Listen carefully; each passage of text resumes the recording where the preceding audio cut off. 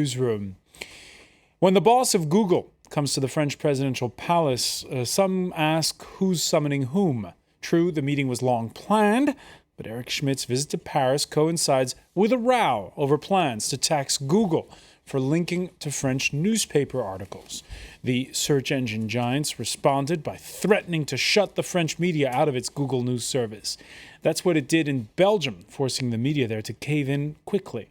This time, the French say they have allies in Germany, Italy, who are also considering bills of their own. It's all part of a wider plan over who controls information. Google's much more than a search engine.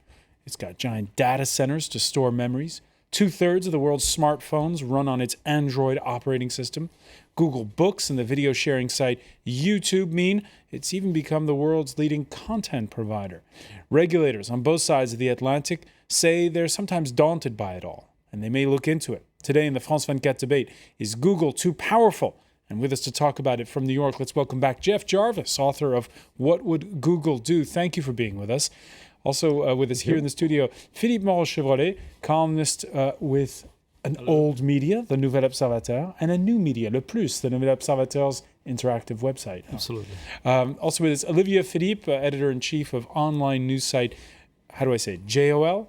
JOL Press. JOL Press. And Warwick Doyle, professor at the American University of Paris School of Communication. Welcome, sir. The France 24 debate, where you can weigh in on the conversation on Facebook and Twitter. You can find us at FrançoisF24. Just to set this all in context, we're going to show you a report now. The CEO of Google meeting this Monday with the President of France after threatening to pull the plug on French news sites in case of a tax on links to Google News, one which the firm from Mountain View, California claims would threaten its very existence. It's the default search engine for many and increasingly the first place we go for information. But Google also gives you advertisements with your results, a concern for some newspaper editors fighting for the same market. Google is not only a search engine, it's a huge advertising agency, a broker. They've taken about €1 billion in advertising away from us, and they've done so by referring to our content. The French print media has been in trouble for many years. Some titles have moved from print to online, while others have had to turn to the government for support. That kept more newspapers in business, meaning that circulation figures are lower. For example, Germany's Bild newspaper sells about 3 million copies a day, compared to 2.5 million for the British tabloid The Sun. France's biggest selling daily, Le Figaro, sold just 324,000. The French media want the government to tax Google for taking a share of their advertising revenue, but it's a complicated proposal. C'est très difficile de faire accepter ça à Google. It's very hard for Google to accept because Google lists the French newspapers and all the French media, blogs and lots of other sites. And that brings traffic to their sites. So they can say, we're doing you a favour. You're known because of us. In response, Google threatened to stop indexing French media websites, a potentially catastrophic move for the publishers and one which will be high on the agenda as Google's CEO meets the President and Culture Minister in Paris later. And by the way, Google France declined our invitation to take part in this discussion. Philippe Moreau-Chevrolet, looking at that report, your boss, Laurent Geoffrin, is in there, saying that he thinks this tax is a good idea. Yeah, it's a complicated issue, obviously. We have on one end Google saying that obviously this tax would lead them to cut the French press from Google, which would be very, very bad for the French press and indeed for Le Nouvel Observateur, because Le Nouvel Observateur, like most French medias today, has two different branches. One is the website and the collaborative websites, and the other one is the printed press. One is the future of the press, and one is the actual press. And they have to think economically about the actual press, because it's what is bringing revenues is the old press, the printed press. The new press is not that bankable yet. We have yet to find an economical model for this new press. So they are torn between their will to not to stop this new press to develop, and the necessity, and this is really a dire necessity in France, to protect and develop the printed press. So it's a complicated issue for all medias, and the Nouvel Observateur is one of them. So because Google is earning its money from selling keywords, from selling advertising. And the more precise the searches are on the results are on Google when you search for something, the higher you can sell the keywords.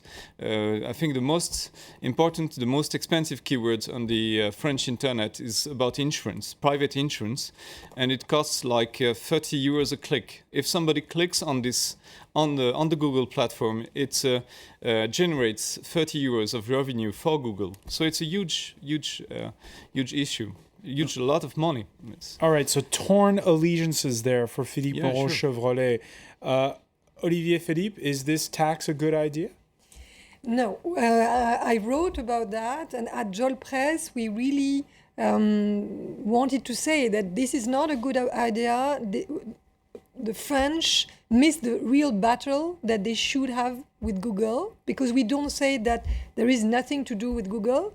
We say that probably Google has to pay a better taxes on his business, but not at all to pay for the content. I think that the French lobby of the print media made a mistake because they made a confusion between what happened in the books area when the publisher wanted Google to pay for the books that they were reproducing, which is absolutely normal because, of course, the publisher had rights on those books. But in the case of the media, this is not the same problem because Google only index the links, just the title, and after you click and you go inside the magazine, the website, whatever. And on that point of view, Google bring the audience, bring the business to all the online media. So it's why we say that all the pure player, which is our case, are totally dependent from Google, of course, but not only dependent, we are grateful to Google because Google is with its algorithm taking all the references and the links that we can exist. And that's probably part of the problem because all the traditional media, they don't like that sometimes they are treated on the equal statement between a small website sometimes on a special article which has legitimacy, for example, and their own brands. And so it's why we say that Google is probably the best help for freedom in writing, in expression for all the journalists or the small and independent website. And it's why we think that it's not good that the lobby of the traditional media want to fight on that point, which is not appropriate. Do you agree that Google levels the playing field between the traditional media players and the new upstarts? Every time we have a new medium, every time a medium is created, it always sells itself as by free and democratization until they establish power and habit. It's as true of television, it's true of radio, and it's true of the press. So there is an element of truth in it. But the reality is now that Google's power is unsurpassed. They do it by offering democratization and opening. Whether this tax in itself is an appropriate way to deal with that problem is another question.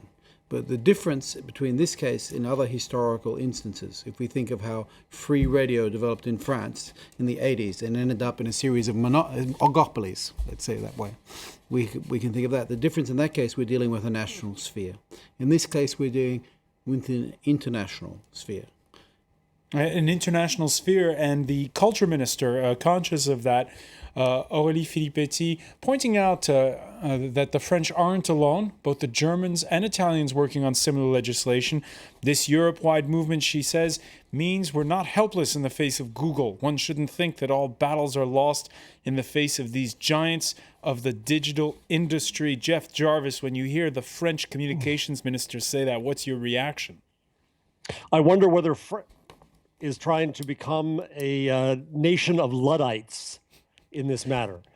I remind you that when Johann Fust, who was Gutenberg's partner, came to Paris to sell Bibles, he was arrested by authorities because the booksellers of France said that he was clearly carrying the product of the devil.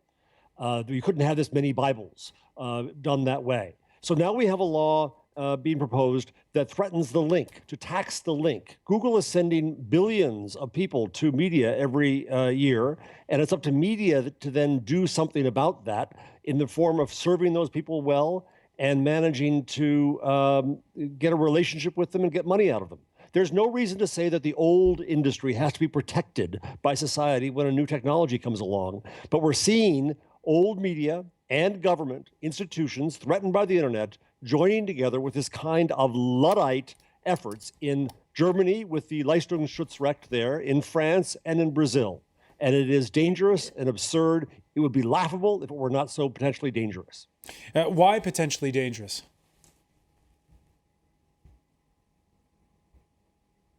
Why potentially dangerous, Jeff Jarvis? Because if suddenly you can be taxed for, you can make Google pay for links, then you can make me pay for links. Do you make me pay when I try to link to you to say something about you? That has an impact on speech, pure and simple. The link is this amazing invention by Tim Berners-Lee that has changed the world and allowed people to connect edge to edge, anyone to anyone, the world around. That's the disruptive power of the internet. If government and industry step in together as an evil coalition to try to stop that, they then hamper the speech of anyone and everyone in the world because they make us afraid we'll be taxed or sued for merely linking to someone and talking about them. It is absurd. All right, let's listen to what go ahead. Well, I disagree. I think that what you're doing is using a model of communication when you're actually dealing with industry and the problem of producing content. Content and news costs a lot of money to produce, and who controls that news is very important to the organization of democracy. It's not like content and news can be produced for free, and the problem is, in a model is Google offers it for free. And so we're going to models now of journalism where we have so-called citizen journalists, but the problem of authority and the authenticity of news begins to disappear. It's not as simple as a communication between human beings. It's about institutions. And Google is becoming an institution with massive power. And that is also a problem for democracy. About trying to protect the old institutions, fearing the new institution. This is exactly what this fight is about. No, there is a common ground. The internet is a disruptive force. God bless it, because these old institutions deserve to be disrupted. Well, disruptive. There is a common ground between the former industry and the new industry. This is the content issue. We have to create content, and obviously you can't create content without any money. And we don't win enough money on the internet by our news websites now to have a news organization that is sustainable. That's the real issue for most newspapers, at least in France. We don't have a sustainable model of development with the new economy. Well, how do citizens? There is no answer to that. How do citizens get informed and get information about events? How do we know what's going on in Syria? Who's paying for journalists to go on in Syria? How does it inform to make a decision about whether the United States or other countries should intervene in Syria? Who gets that information? There are the questions. Let's pick up on this point. Yeah. Philippe Moreau-Chevrolet making that point, Jeff Jarvis, that right now, in France, at least, the web has not found a profitable model when it comes to news. Is it the case in the U.S.? It's old institutions that are failing on the web. Yes, I disagree that our business is primarily about making content. Our business is about informing people by the best means possible. We have this incredible new platform that enables this. Look at what happened in the Arab Spring, where people were using these tools to communicate with each other because the internet allows that. And then we learned from that. We didn't learn much of what happened in the Arab Spring from journalists on the ground or citizen journalists. We watched from being able to see what was happening. Look at the storm that I'm in the middle of right now in the US. A lot of reports are coming in from people who are in the midst of the storm. This means people can simply share information. This idea that you have to say, well, content costs money and we'll force you to pay for it is a ridiculous model. I've never heard a business model built on this idea that it starts with the cost. No, it starts with the value. And I think that journalism, and I'm a journalism professor, I value journalism, but I think that journalism has failed too often in giving sufficient value, and it now too is being disrupted, and I think that's a very healthy thing. Olivier Philippe, do you agree? I agree with Jeff, and I don't agree exactly with both of you, because I think that we cannot say that the media system, the business model on the web, is not sustainable. The print system is not sustainable for a long time now, so it's why the media are afraid to lose their control and their power. But we have a lot of examples of media who today have a good business model, and they are only pure player. So some are very specialized. I'm talking about France. I'm thinking to Doctissimo. We cannot say that Doctissimo is not a reference in health and medical information. What is Doctissimo? Doctissimo, this is the major media on the web dedicated to health. So you have also a big forum. You have also a lot of practical questions, encyclopedia, blah, blah. But you have also yes, but you have also huge media, news and articles and interviews. And I've been a chief editor of one of the huge media platform for the women, which is called aufeminin.com, who is today the most important network for women in whole Europe. And aufeminin.com, we never have got any money for anything else except advertising and also different other business that we were doing. But we built the business model exclusively on a service website conception. So that's probably the problem, that the old media, they first didn't want to take attention to the web. That was at the beginning of making money, in other words. Yes, and of making money, and probably on producing information also. The way you're working with your team, the way you organize the work, the way, our partner is Global Post, for example. Global Post is a syndication platform of journalists of all over the world. This is journalism, but this is another way to work all together, and it doesn't cost the same. All right, so the rules being rewritten when it comes to journalism because of the web. When we come back in the France 24 debate, we'll see if it's more than just that's being rewritten. You're watching the France 24 debate.